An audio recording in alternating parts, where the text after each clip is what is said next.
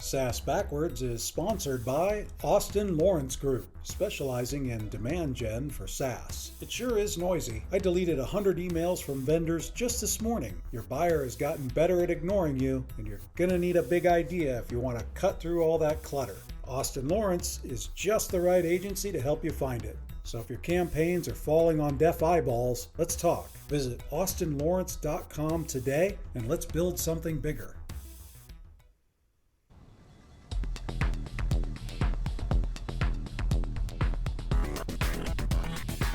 Welcome to the SaaS Backwards podcast, where we reverse engineer the success of fast-growing SaaS firms and explore strategies CMOs and CEOs are using to drive their businesses forward.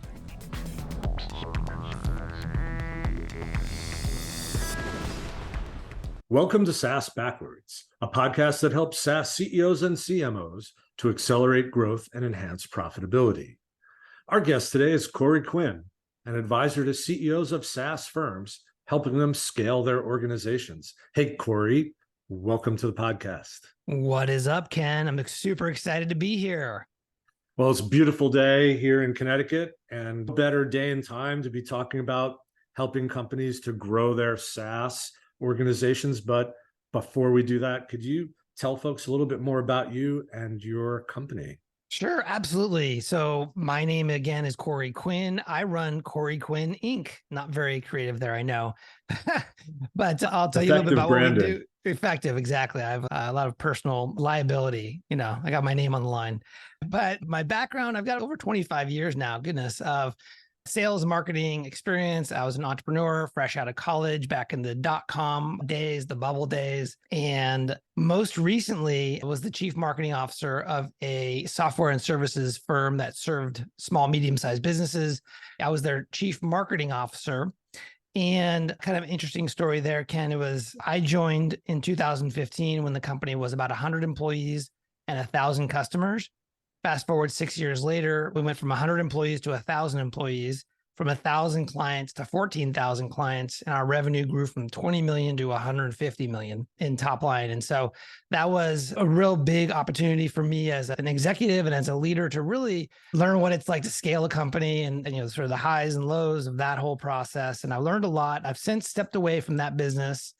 The name of that company is called Scorpion, and I am now working with SaaS businesses. I also work with agencies. And the primary thing that I do is helping companies that have, let's say, a broad target market, working in a lot of different verticals.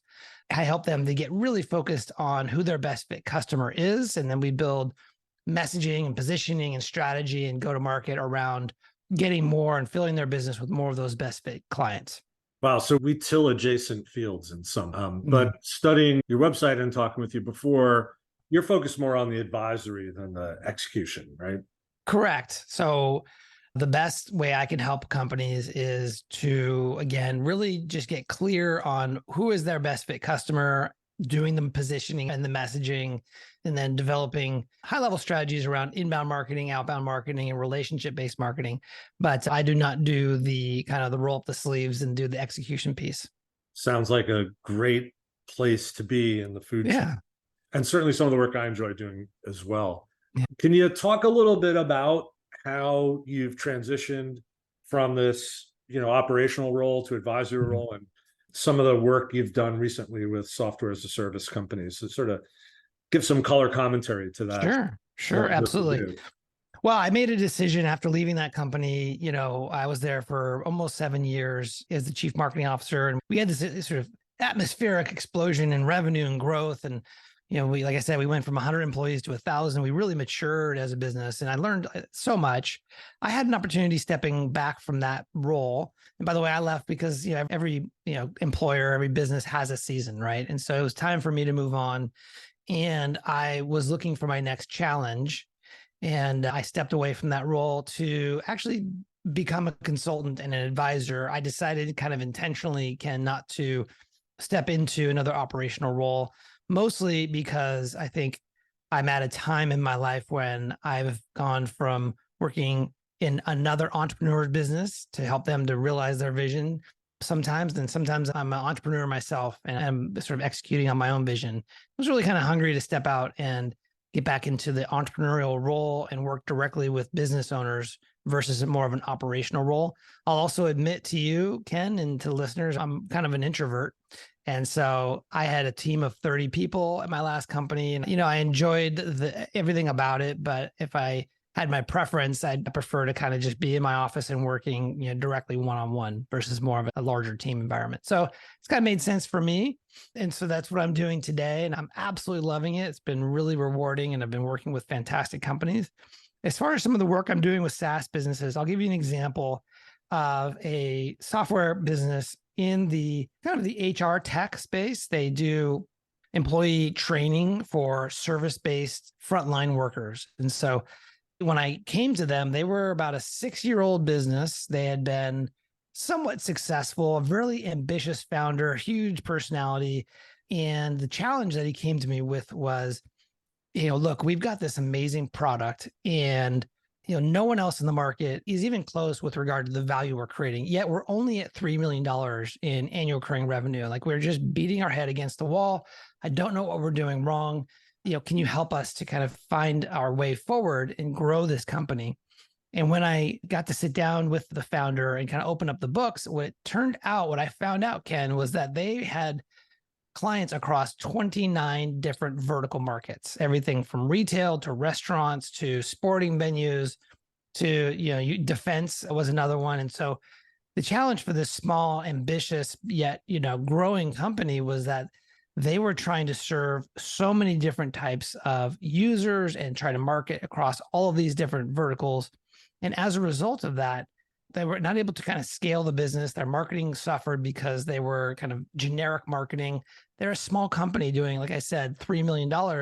They're competing against other HR behemoths in the market, billion-dollar companies that can run circles around them from a messaging and a positioning and a marketing perspective. And so one of the things that we did was we did an analysis of their business. We opened up all of their books, and we identified a specific one vertical market that really define their best fit customer, as in, from a quantitative perspective, they had the best retention with them. They had the highest ACV, average contract value. They stayed with them the longest. They were the shortest sales cycles, and so on and so forth.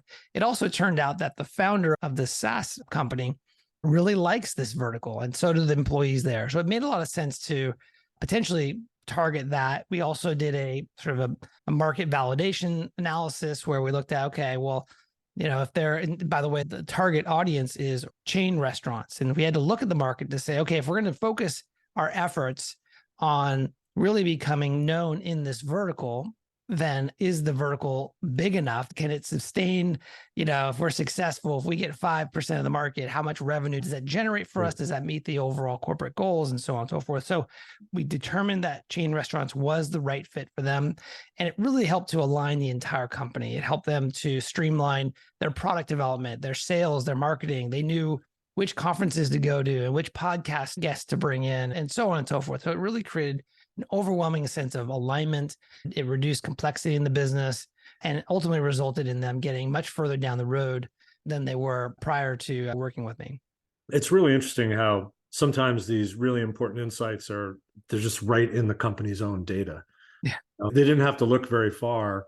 They just had to look kind of differently at the information that was within the business to figure out where to go. So I have a comment about that, actually, Ken. What I think is interesting is that I almost prefer to work with companies who go broad first. There's this whole discipline around customer development and really doing a lot of client interviews before you build anything, before you build a product or anything like that. And there's definitely value in that, in the lean movement. Like, I'm a big believer in that whole world. However, there's also something to be said about doing things that don't scale early in a business's life. Like, as an entrepreneur building a product, saying yes to a lot of different types of clients, yeah, it makes the world a little bit complicated, and it makes, you're trying to do a lot of things, maybe too many things. But as a result of doing that, you learn a lot about the market. You learn a lot about yourself, your competencies, what you're good at, what you're not good at. And then when you get to a certain point and you're ready to scale, that's when the verticalization discussion really becomes interesting. Yeah, I would agree with that. We had a client recently where we did the same kind of messaging and go-to-market strategy work, kind of defining an ICP. And yeah, they were selling enterprise content management software, basically handling paper flow from scanners or PDFs in every single kind of business. And as it turned out, they had similarly, it turns out, 5 verticals where they were doing really well. Yeah. And the reason they were so broad is all the business came from resellers, and they were for the first time going direct.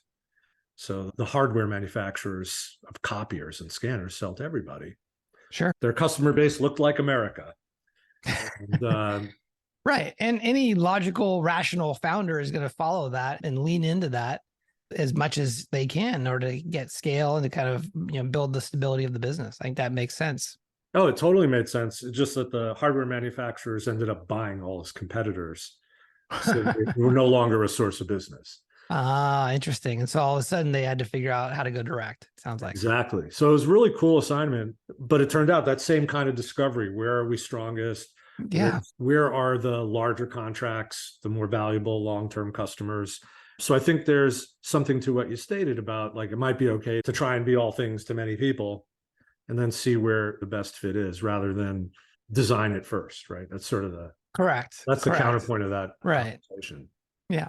So let's say that you get to that point, what are the benefits that come out of this niche specialization? I think you mentioned some of them, but if, you're imagine the debate with a CEO, and, he or she says to you, well, I have all this business, my business looks like America. Why should I give that up? So, how do you make the case? So first, I'm not going to argue with someone. My job is not to convince them to do this. In fact, if they're not ready, then I'm probably not going to be the right person for them. It's those CEOs who have taken that path and are feeling the negative consequences of being more of a generalist. And I'll talk about 3 different consequences. Number 1, it's just expensive and hard to acquire new customers or clients or users at scale. It's just really hard to do. Your marketing is not very solid. You haven't figured out outbound. It's just very challenging. Number 2, client churn or user churn is too high. You're not keeping people for the long run. They're maybe leaving you for other tools, point solutions, all in one, whatever that might be. Your churn is too high. And, the 2 of those work, hand in hand. If you're suffering from acquiring new users, customers, and you're losing customers, that's just the worst double whammy. The third one is that the third symptom that you may be facing, if this is an issue for you, is you're unable to really stay ahead and be intentional and proactive about innovating. Okay. So we live in a world that's increasingly, evolving more and more quickly. We have ChatGPT, generative AI, we've got all these different tools and more to come. It's all accelerating. And businesses today, in order to stay relevant and to stay ahead of the curve, they have to be intentional about innovating. And the reason why companies don't innovate, frankly, is because operationally, they just don't have the bandwidth to do that. They have to focus on, the fire of the day. And, a lot of the communication, because, you're dealing with a whole different set of different types of users and verticals, a lot of the communication is very synchronous. Everyone has to meet and has to be in person to talk about the issue of the day. And those become big sort of scale related challenges. And so if you're a founder of a SaaS and you're saying to yourself, I'm seeing these 3 things in my business, it's possible that you may be saying yes to too many different types of customers. Yeah. And I think there's other maybe secondary issues with that, right? For example, you can't build process because every customer is different. Correct. Your people don't know what's coming at them. So, the problems of a manufacturing company are very different than the problems of a construction company. Yeah. And they expect you to know the problems and be proactive and solve them ahead of time. And that's very difficult to do at scale. Yeah. Makes a lot of sense. So we have agreement then that we have this problem. Great. Yep. Right. So you're meeting with CEO, he or she agrees, I've got this problem. I see the same thing you see, Corey. How do we get to that focus? Do you have a process you run your clients through? And I think you've hinted at it, but so how do you uncover where that specialization could be most effective? Yeah, I think so. Once the CEO and the sort of the stakeholders at the table have realized, hey, we can't continue doing what we're doing. We have to simplify. We have to focus our business. As potentially painful as that sounds for some, it's the right thing to do. And when they're ready, I take them through a 5-step process. The first step is really going through that quantitative, qualitative process where we look at their business and to your earlier point, Ken, like the answers are in the business, but typically when the CEO, the people at the company are inside the jar, and I'm as a consultant, part of the value I bring is my objectivity, and I can come look at everything without, the stories that come along with it and be able to provide perspective around, okay, based on this evidence, this is a direction that we should think about. And so in any event, we get to a decision point where it's like, okay, this is the vertical, this is the size of it. If we're successful, this is the amount of customers and users and revenue. And does this look good? We get buy-in. That's really the first big milestone we get through. The next one is, because it's an existing business and you have clients in that, or customers, or users, or whatever in that vertical, we'll actually go and do one-on-one buyer journey interviews, where we'll go in and we'll ask the buyer, the person who purchased your services or your SaaS, your platform, we'll understand what their journey was, meaning like what were they doing before your services? How were they solving that problem prior to working with you? What was the journey they took when they realized that they had to change that, and so on and so forth. So you go through this buyer journey interviews. We interview about 7 to 10 of their customers. And what we're looking for is, we want to understand what are the patterns across all of the customers that are coming to you. What are the reasons that they're buying, and how and why are they buying specifically in this vertical? We'll also do a competitive review to understand who are the primary competitors that you're competing with in the vertical that you've chosen, as well as more generalists. And what we're understanding there is, how are they positioning themselves? How are they messaging themselves, so that we can find some white space in the market? We go through a positioning and messaging exercise to really create a clear point of view, clear messaging, positioning specifically for this vertical buyer. And once we have that, then it's about actually deploying this new sort of perspective and messaging and positioning. And the way that I do that with my clients is, number one, we build inbound related campaigns. And inbound to me is anytime there's a buyer in that target vertical that we're trying to attract as a new customer, when they're in that buying process, we want to make sure that our brand offer and message is in front of them. So that could be anything from paid search, paid, digital media, to content, SEO. We want to kind of be that thought leader and be present in the market for those buyers. The other thing that works really well is outbound based marketing, which is, if we know specifically who our vertical market is, we can go out and cultivate a list of those businesses and be really intentional about not just doing emails and cold calls and all that stuff, but more specifically, where I've seen a lot of success firsthand is doing gift-based marketing as a way to kind of warm up cold leads, especially very high-value leads. And then the third thing we'll do is we'll come up with a relationship-based marketing approach. The cool thing about working with a vertical market as a SaaS is that within that vertical market, let's say chain restaurants, there are people who are visible. They have a lot of sort of social credibility. If you ask Malcolm Gladwell, he'll call them connectors or mavens.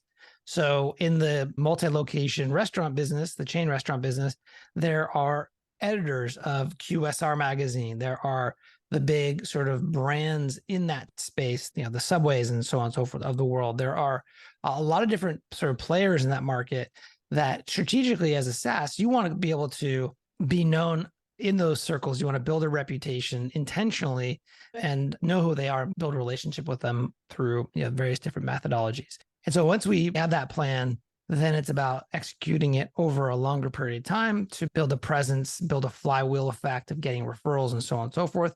By the way, Ken, it takes about 18 to 24 months to really get this thing going. This is not a flip the switch and you're going to start to see a flood of new business.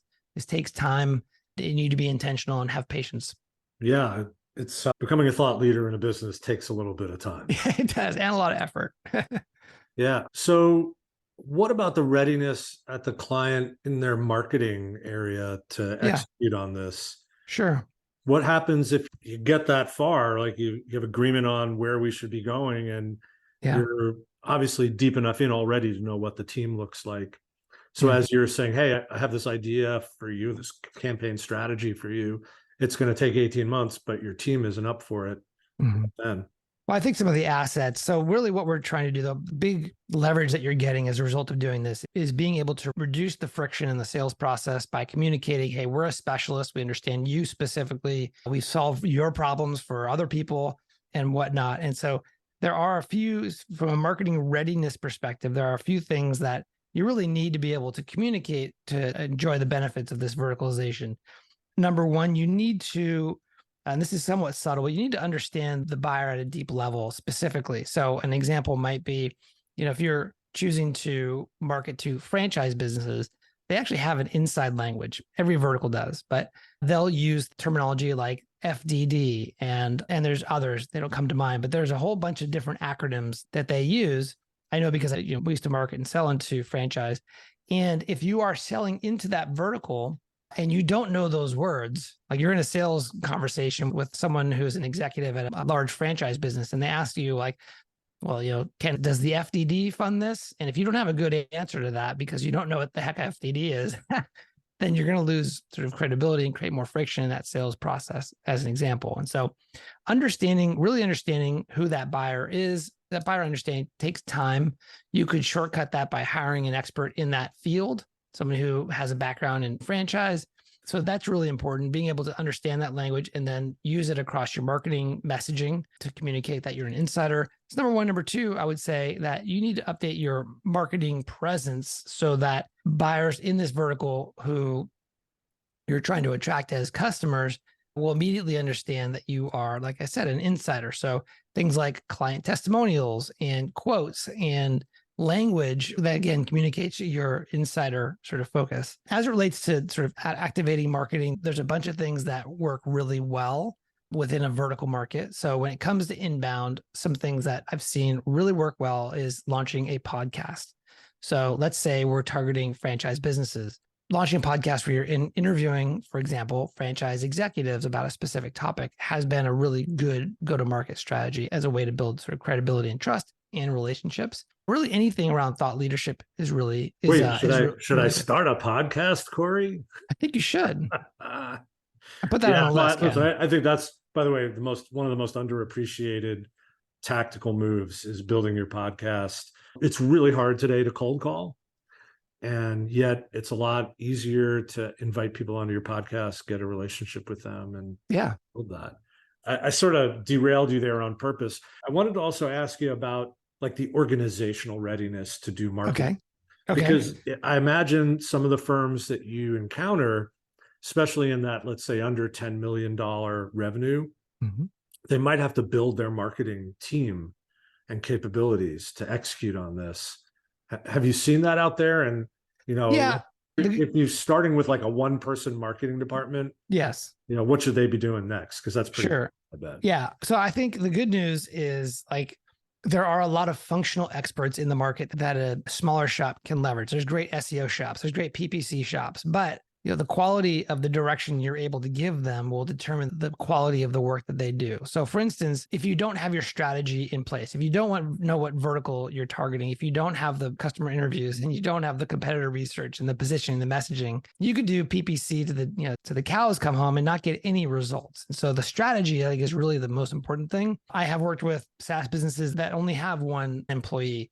That person's job is to manage those third-party agencies to make sure that they understand the positioning, the messaging around the unique identifiers, the point of view, and those type of things. And so they end up becoming sort of the ambassador for the brand with regard to those third-party agencies who are executing more of the tactical aspects of marketing. Yeah, I mean, obviously I'm a believer in outsourcing your marketing. That's the stuff we do. But I think that the temptation for many one-person marketing departments, those one-people departments, is that they should have to do it all themselves. And I think they need to get past that pretty quickly and realize they're going to need some help. Yeah. And to maybe even before taking the job, if they're thinking about a job change, make sure if they're going to be the only person in marketing, that the CEO knows that there are going to be expenses around partners. Yes. Kinds. You want a CEO who either understands marketing and sales or appreciates it, because the old saying that if you build it, they will come doesn't really work out, unfortunately. The other thing I think is really impactful in this effort, when you're talking about things like launching a podcast or whatnot, if you have a vertical that you're targeting, let's say it's franchises, having an internal subject matter expert, someone who can create content, who can do webinars, who can go on social and post every day to, let's say, LinkedIn about the world of franchising or whatever it is, That's a really important thing. And if I had only one role to hire internally for one of these companies, it would be a subject matter expert, because that person can really communicate in a very authentic way what the business is all about. You brought up a really important topic here, which is content. Can you expand a little bit on what you think the role of content is and should be? Yeah. And I think having that understood in advance, right, and knowing what that could be would help you justify hiring that role. Sure. So, the role of content is to communicate your thought leadership in this area. Today, I believe you have to have a strong point of view on the market. And the point of view is, your differentiated and unique perspective on the sort of the state of the world as it is, sort of the status quo. And so once you have a strong point of view, you understand the big problems you're solving, you're able to communicate those, content becomes a channel for you to communicate that and get in front of people. There's a couple of different channels that I'm a big fan of. Social media today is a great place for SaaS businesses to spend time. One big tactic that I see work really well is creating a daily or regular content on channels like LinkedIn, where, you already have your buyers are already there. They're already going every day. If you can become a sort of a thought leader on that platform, be known in that domain, that could be really, really good for generating not only awareness of your solution, but also sales opportunities. We talked about podcasting. Podcasting is great. Invite your high value prospects to be interviewed. It's a great way to warm them up, as you said. I think it's really, really sharp. Other things around sort of a continual drumbeat of content across, webinars and white papers and all those things, depending on the audience, I think is all best practices. The thing you want to do, though, is you don't want to, or you want to avoid, is we don't want to sound like everybody else in your market. You want to have a strong point of view.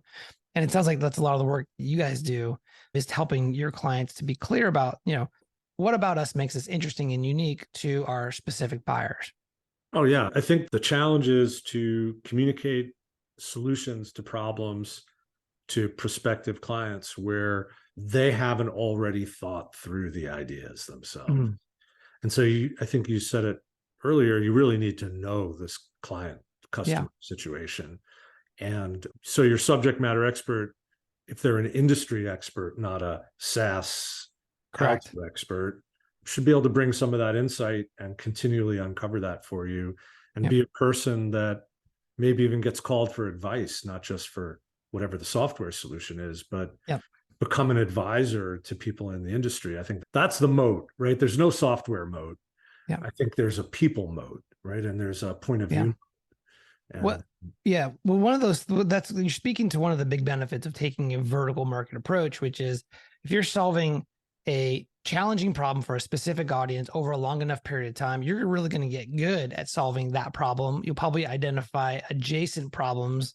And when you have a sales conversation with someone in that industry that you are truly an expert in, just the fact that you operate in this domain and you have all this experience, you're able to, that sales conversation, help educate them about the problem that they're facing and help them to sort of broaden their understanding of the actual problem that they're dealing with. And when you could do that in a sales conversation, you build a lot of credibility for your firm. Absolutely. Hey, I think that's a great place to land our episode. Corey, this was great conversation. Thank you so much. If people want to reach you, can you remind us how they could do that? Absolutely. So I would love to connect with anyone who loves to talk about these topics. You can find me on LinkedIn. You can find me at Corey Quinn. I also have a website. It's coreyquinn.com. And come check it out. I do a daily newsletter and a podcast, Ken. So I talk a lot about taking a vertical market approach. If that's of interest to you, come check it out. It's on the website. Hey, I love your daily tips, by the way. I think I mentioned that to you previously. Oh, thank you. Appreciate that. Yeah, and if people want to reach me, I'm on LinkedIn/in/Ken Lempit. Website is austinlawrence.com. And if you haven't subscribed to the podcast, please do so wherever podcasts are distributed. Hey, Corey, thanks so much for being on the podcast. Thanks, Ken. It's been great. Likewise. Thank you. Thanks for listening to the SaaS Backwards Podcast, brought to you by Austin Lawrence Group. We're a growth marketing agency that helps SaaS firms reduce churn, accelerate sales, and generate demand. Learn more about us at www.austinlawrence.com. You can email Ken Lempit at kl@austinlawrence.com about any SaaS marketing or customer retention subject. We hope you'll subscribe And thanks again for listening.